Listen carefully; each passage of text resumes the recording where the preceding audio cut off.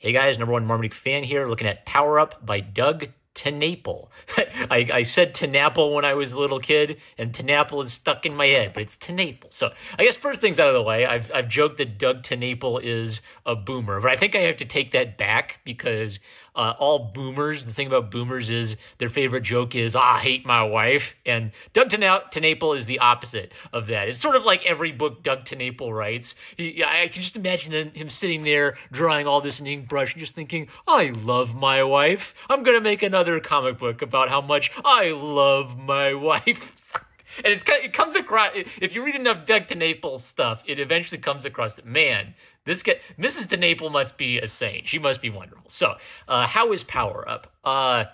Good. If you like Doug TenNapel, you're going to like it. But now that I've read a lot of Doug TenNapel's stuff, I'm starting to pick up patterns. And maybe the weakness of this is I feel like there are some plot issues that could be explored that aren't explored in Power Up, but it's almost like Doug TenNapel doesn't care about that. I'd say Power Up is a less interesting version of Cardboard. So Cardboard and Power Up are both about an ordinary guy, and Hugh has some very Doug TenNapel-y attributes that kind of jump out at you. They acquire a magic object. The magic object creates chaos in their life, and they have to confront the problems created by the magic and restore normalcy. It's the Gremlins plot.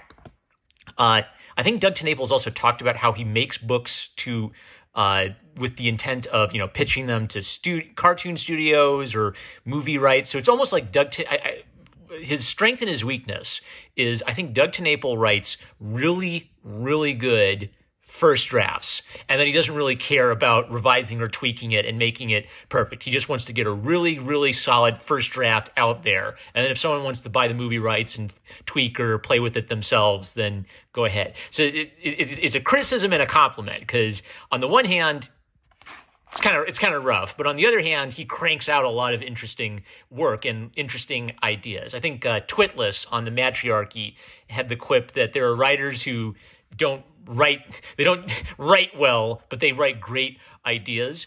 I don't even think that's the right description for Doug, because I think Doug does write well. He knows how to set things up and foreshadow his plot twists really well. But let's dig into it, and you'll probably see what I'm talking about. So gray, black, and white art. This is sort of more the Earthboy Jacobus Doug TenNapel style with rich black and white ink illustrations, very Bill Wattersonian. So our hero, Hugh, is kind of a loser who's a bit down on his luck. He dreams of being a game designer. He's really creative, but right now he's stuck at a dead-end job at a copy place. It's supposed to be Kinko's. His wife is she's a great character. So again, the lovely Mrs. TenNapel probably inspired this. So his wife is simultaneously trying to encourage him to kind of work hard and achieve his dream, and kick him in the butt a little bit when he needs it, because he's kind of being lazy about it. So she's not a nag. She's not harping on him. She's kind of firmly reminding him that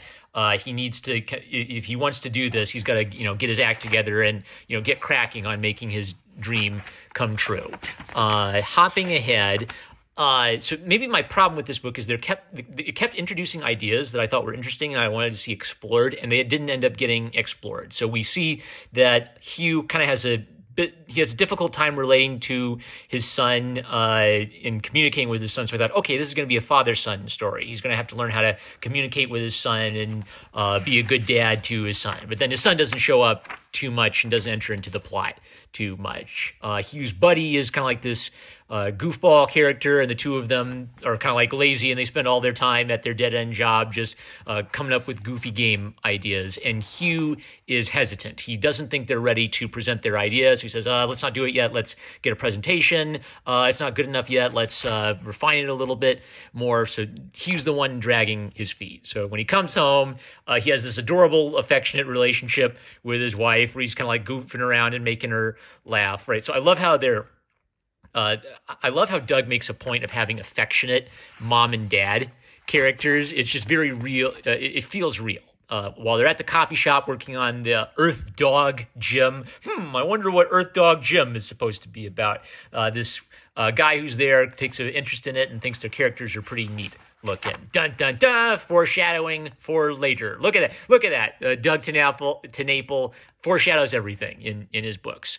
The boss of the copy place tells Hugh, look, I'm going to give you a promotion, and your first job is to fire the sweet old guy who's been working here forever because we don't want to pay his retirement benefits. So then I thought, oh, okay, this is going to be the thrust of the story. Hugh's going to have to deal with the moral problem of, do I throw this guy under the bus just to advance my own career a little bit? And he does help him out, and he refuses to fire him, but then sort of like that plot gets resolved midway through the book, and then we don't worry about this plot anymore after that. So, okay, so that isn't the main plot point. So you see the pattern. There are lots of interesting things that this story could be about that are just kind of like introduced, taken care of, discarded, move on to the next thing. So, Hugh and his goofball friend see a estate sale, and at the estate sale, they are selling old video games. And the old lady says, my husband, he never paid attention to me or the kids. He just spent all of his time playing video games. And so this is kind of neat because Doug is making a subtle point about video games. He's not just saying, oh, video games bad. He's relating a video game plot point to a character with an interest in video games. The main character wants to design games and make video games, and that's good, but he may get obsessed with video games and not work on his game design and not pay attention to his family, and that's bad. It's sort of like asking the question of when does a passion become an obsession? So he buys this weird custom game box and brings it home, and the game doesn't really make any sense. And then again, so the wife notices that he bought a video game. They talked about this. We're running out of money, and he kind of like defends himself. Well, look, I got a raise. I just wanted to make the kid happy. And she gives him breaks. So again, she's firm. She's you can tell she's the financially mature one in the relationship. She wants him to grow up and be a man and take care of the family. And she's sort of encouraging him to be a good man, not nagging him into being a good man. So it's a really good husband-wife dynamic. He goofs around with the video game, and he accidentally finds a button that turns the power-ups real. And then, of course, hilarious hijinks ensue of him playing around with the goofy video game superpowers. More foreshadowing. He's goofing around, he sees the bad guy and says, I'm just not going to pay attention to him. I'm just going to go get more power-ups. I wonder if this will be relevant later, but most definitely. This is another great little setup. So they're goofing around the game, they drop it, and there's a continue flag drops on the ground, and he says, oh man, we've got to be more careful. I wonder if this will come into play later. Doug TenNapel's like the king of Chekhov's gun. So Hugh's son really wants to be a pro paintball player, so Hugh gets the bright idea that I'll give my son a power-up that'll give him like a big shot. It screws everything up. It turns the paintball is a giant paintball. It almost drowns everybody, and Hugh gets kicked out of the paintball club forever. So the son gets kicked out of the paintball club forever. So Hugh's screwing up. He's trying to help his kid out using the video game powers. He's not really thinking things out, and he's making things worse. So kind of like the big plot point that I'm wondering about is there's some clear narrative context clues saying the video game box is evil. Hugh needs to get rid of the video game box. But the question I'm asking is, why is the video game box evil? We kind of had the hint that it's sort of like the story is saying that it's evil. The old lady, cryptically said, yeah, that's evil. He screwed up with his kid. But why is the video game box necessarily evil? I kept expecting there to be some twist where it was like, oh, you have to sacrifice souls to the video game box to use it, or something like that. So he gets a coin out of it, and he realizes, oh, I can turn the gold coins into the game into real gold coins and buy mansions. So I thought, okay, so now he's going to support his family with this thing. And then his wife kind of gets weirded out by all of this. I don't get this mansion. I don't get what all these weird monsters in the house. And she calls the video game box a cheat. And here's why I disagree with this. If you were to find a magical video game box that would give you gold, using it to get gold wouldn't be cheating. It would be the equivalent of finding a treasure box with a lot of gold in it, or finding the golden goose.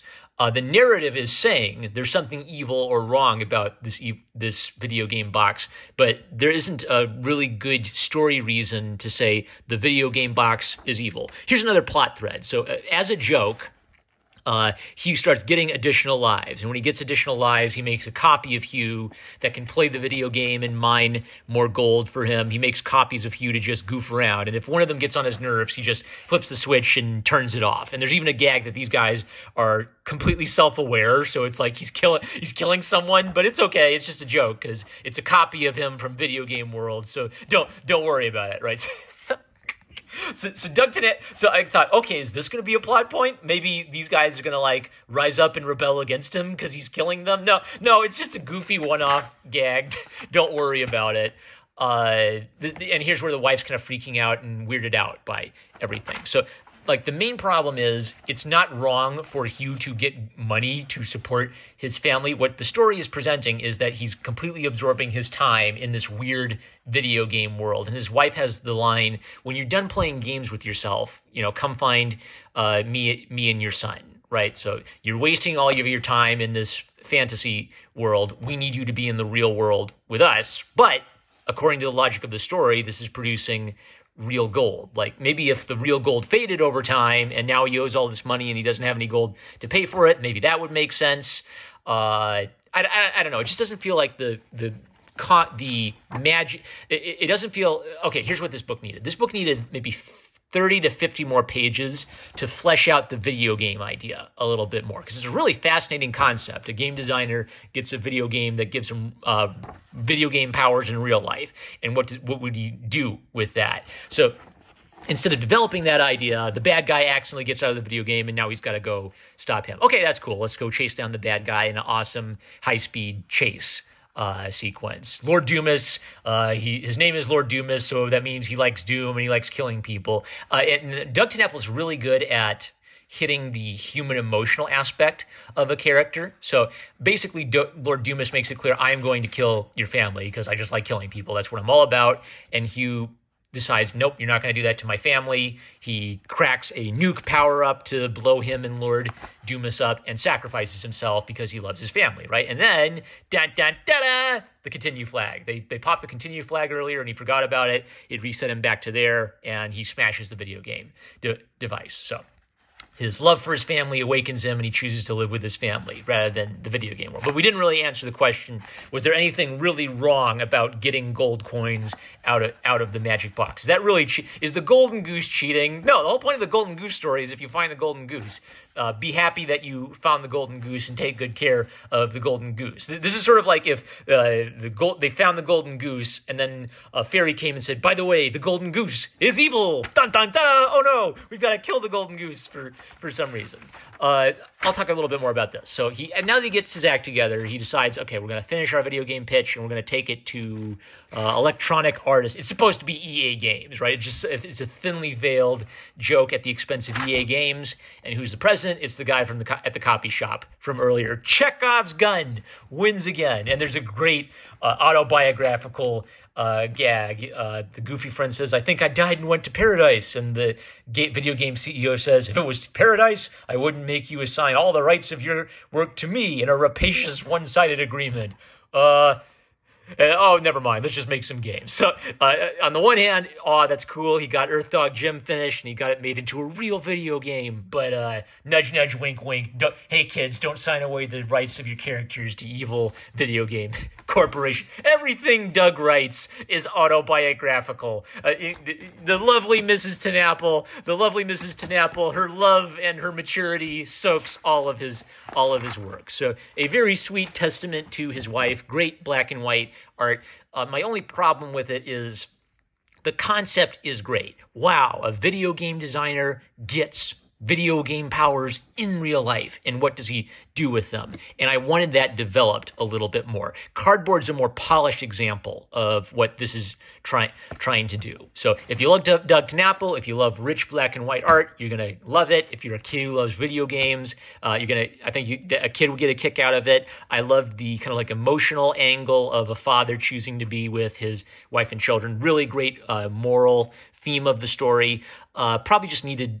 I just wanted it fleshed out a little bit more. That's my only criticism of it. See if you can pick it up used somewhere. This one's a little hard to get. That's it. I'm No More Marmaduke fan. I love you guys. Catch you later.